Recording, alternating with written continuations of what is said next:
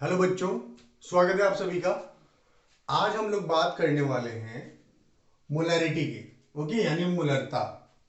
Clear. मोलरता अक्सर आपके लिए इंपॉर्टेंट होता है, ये बहुत ज़्यादा पूछा जाता है केमिस्ट्री में, और केमिस्ट्री में इसका हर जगह पर यूज होगा। ओके, तो इसको हम लेकर आपसे मिल रहे हैं और आपको इसके बारे में बताते हैं कि ये क्या है मोलरता, और इसका उपयोग हम लोग किस तरीके से करते हैं, और इस पर किस प्रकार के प्रश्न पूछे जाते हैं। ओके, और किस तरीके से आपके पूरे किताब में इसका उपयोग होगा उसकी बात अभी हम आपके साथ करेंगे। तो आइए देखिए देखिए बताते हैं कि इसको परिभाषित हम कर दें कि किसी विलयन के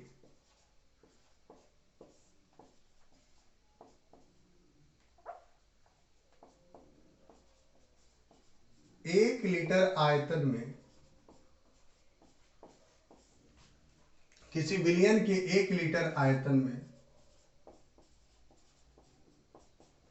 उपस्थित विलेय के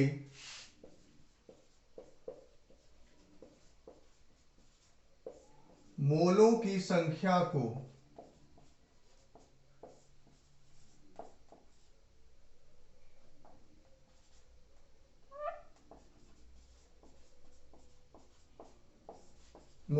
संख्या को मोलरता कहते हैं। ओके, इसे एम द्वारा सूचित करते हैं।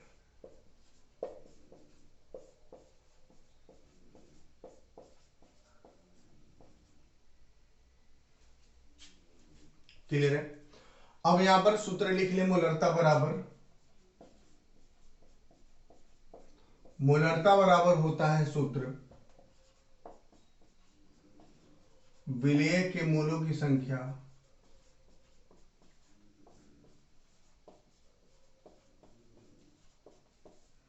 बटा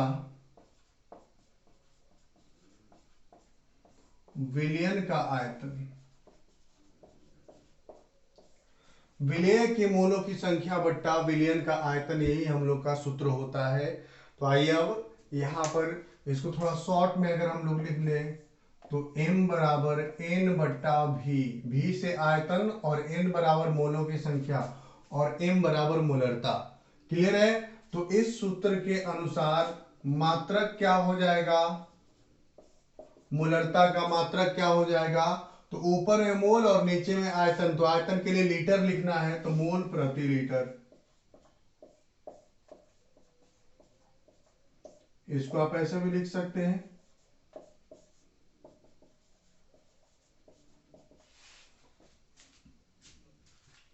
तो ये मात्रक हो गया, मोल प्रति लीटर मात्रक हो गया। क्लियर है। और ये आपका मोलरता है। अब मोलरता पर एक आसान सा हम प्रश्न ले लें।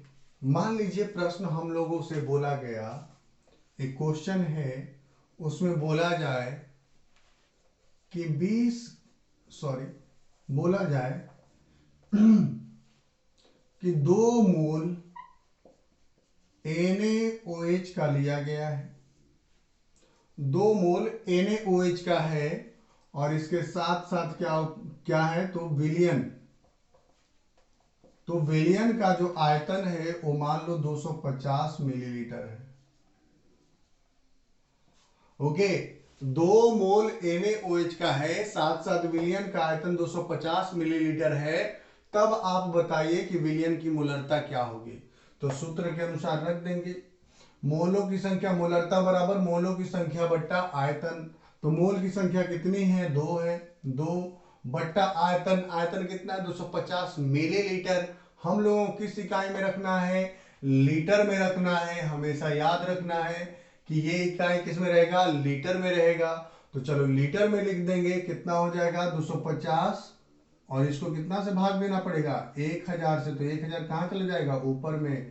तो 2 गुना 1000 बट्टा 250, ये 4 बार में कट गया, तो 4 दूनी 8 मोल प्रति लीटर। ओके, इस प्रकार से मोलरता हम लोग निकाल सकते हैं।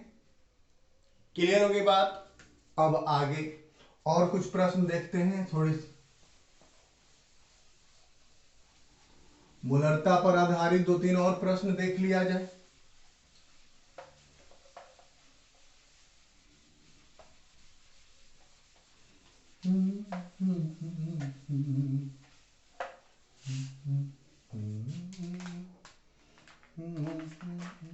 देखिए मूलरता का एक क्वेश्चन है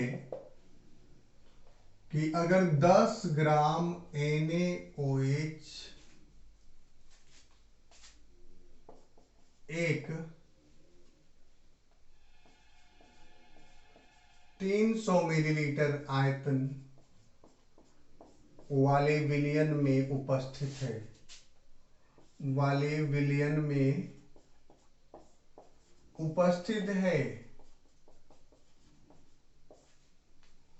उपस्थित है, विलयन की मूलरता ज्ञात करें।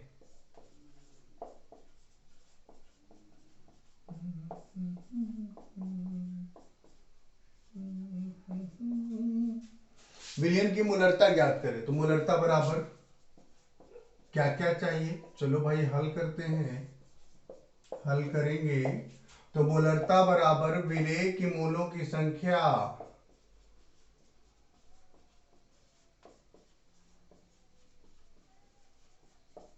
बट्टा विलयन का आयतन,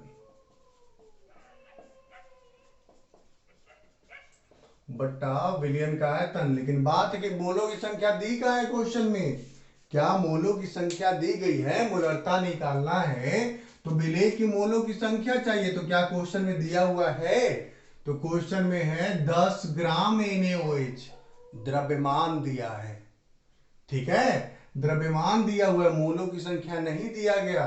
ओके, इसको m बराबर n बट्टा भी लिख लो।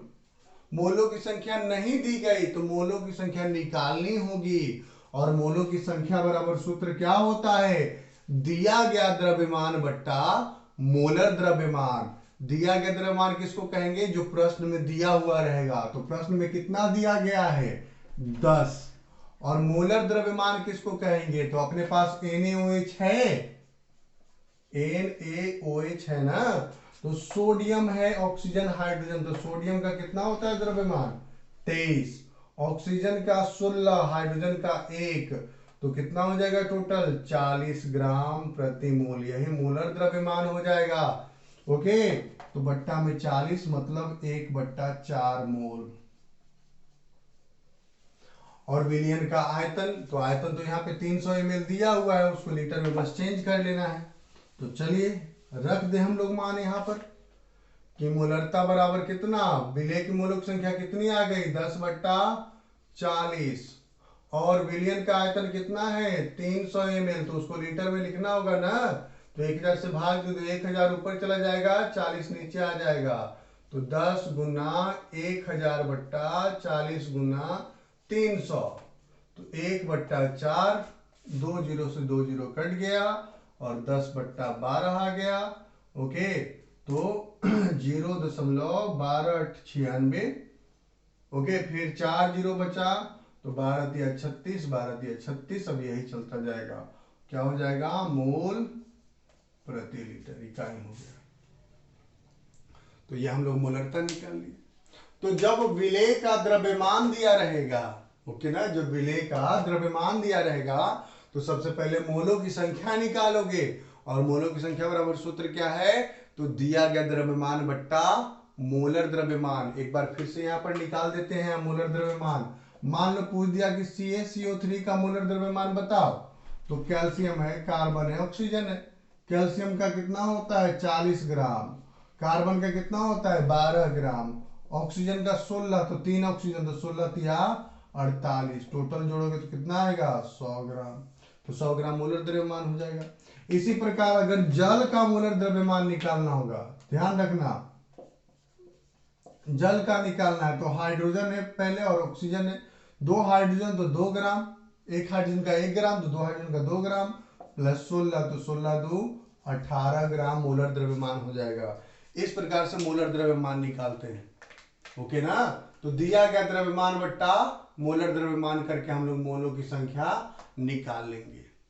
ओके, अब एक खास टॉपिक इसी में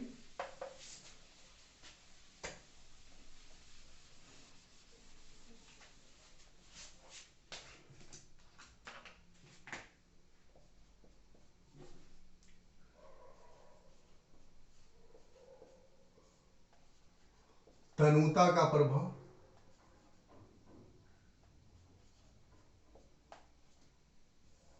तनु मतलब विलयन में विलायक की मात्रा को बढ़ाना।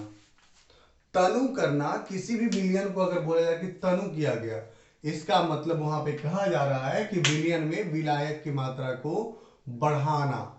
ओके ना, तनु करना। अगर सांद्र करना मतलब विलायक की मात्रा को घटाना और विलेय की मात्रा को बढ़ाना। क्लियर है? तो किसी भी विलयन को तनु करना मतलब वहां पर विलायक की मात्रा को बढ़ाना। तो जब विलायक की मात्रा को बढ़ाएंगे तब मोलरता पर क्या प्रभाव पड़ेगा, ध्यान रखना। सिर्फ विलायक की मात्रा को परिवर्तित करना है। तो मान लेते हैं कि फर्स्ट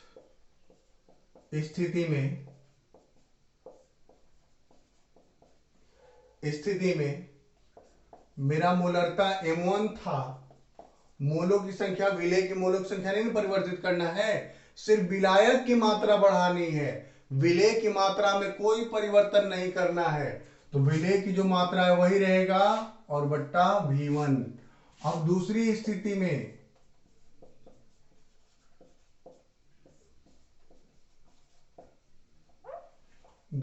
स्थिति में क्या हो जाएगा, तो मोलरता चेंज होगा क्योंकि आयतन बदलेगा विलयन का। ओके, n बट्टा क्या हो जाएगा V2। ये समीकरण 2, ये समीकरण 1। ओके, अब यहां पर आप कर सकते हो, दोनों समीकरण को डिवाइड कर दो या फिर इसी समीकरण को लिखो। देखो n बराबर लिख सकते हैं, ये V1 इधर आ जाएगा तो m1 V1 लिख सकते हैं। और यहां पर अगर देखो तो n बराबर क्या लिखोगे, m2 V2। तो समीकरण 1 और समीकरण 2, समीकरण 1 और 2 से यहां पर देखोगे तो समीकरण 1 एवं 2 से क्या लिखोगे, m1 V1 बराबर m2 V2। ये निकल कर आ गया। ओके ना, m1 V1 बराबर m2 V2 ये निकल कर आ गया सूत्र। यानी कि जब विलायक की मात्रा बदलेगी तो विलयन का आयतन बदलेगा और उसी के साथ मोलरता भी बदलेगा। क्लियर होगी बात? अब इसी पर एक हम यहां पर क्वेश्चन बनाते हैं आपके लिए, चलिए समझिएगा ना, इसी सूत्र पे लागू होगा।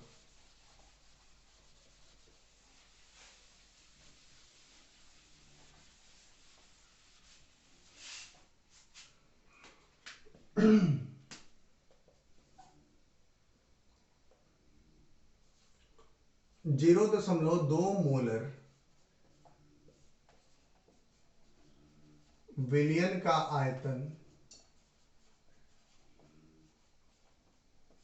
विलयन का आयतन 250 मिलीलीटर है। ओके,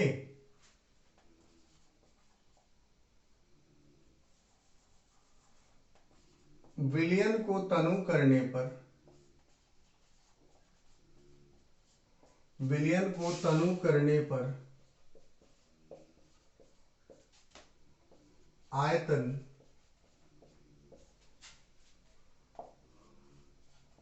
500 ml हो जाता है, 500 ml हो जाता है।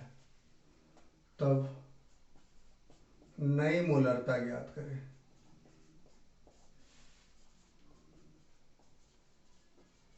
ओके, नया मोलरता ज्ञात करना है। तो देखो प्रथम स्थिति, पहला कंडीशन में देखो तो इतना मोलर क्या है, मोलरता है और इतना आयतन है, यानी m1 V1 यहां दिया हुआ है 0.2 मोलर और V1 दिया हुआ है 250 ml, मतलब 250 बट्टा 1000। मतलब 0 दशमलव कितना हो जाएगा, 0.25 लीटर। ओके, अब आयतन चेंज होकर कितना हो गया, यानी V2 चेंज होकर 500 मिलीलीटर हो गया, मतलब 500 बट्टा 1000, मतलब 0 दशमलव कितना हो जाएगा, 5 लीटर। तो मोलरता ज्ञात करें, नई मोलरता क्या हो जाएगी, तो सूत्र लगाएंगे M1V1 बराबर M2V2, M2V2। M1 का मान है 0.2, V1 का मान कितना है 0.25, M2 कितना है नहीं मालूम है, V2 का मान मालूम है 0.5, तो M2 बराबर क्या लिखेंगे, तो 0.2 गुना 0.25 और बट्टा 0.5, ऊपर गुना करोगे तो 0.5 हो जाएगा, बट्टा 0.5 कैंसिल हो गया 1, यानी कि 1 मोलर, इतना मोलर आएगा। ओके, यही हो गया हम लोगों का, क्या हो गया, तो नई मोलरता होगी, ज्ञात कर लिए। बस इस फॉर्मूले को भी दिमाग में रखना है कि आयतन बदलेगा विलयन का तो मोलरता पर क्या प्रभाव पड़ेगा। ओके, तो ये हम लोग का टॉपिक रहा मोलरता। मिलते हैं फिर हम लोग आगे कोई वीडियो में। ओके, तब तक के लिए पढ़ते रहिए, स्वस्थ रहिए, धन्यवाद।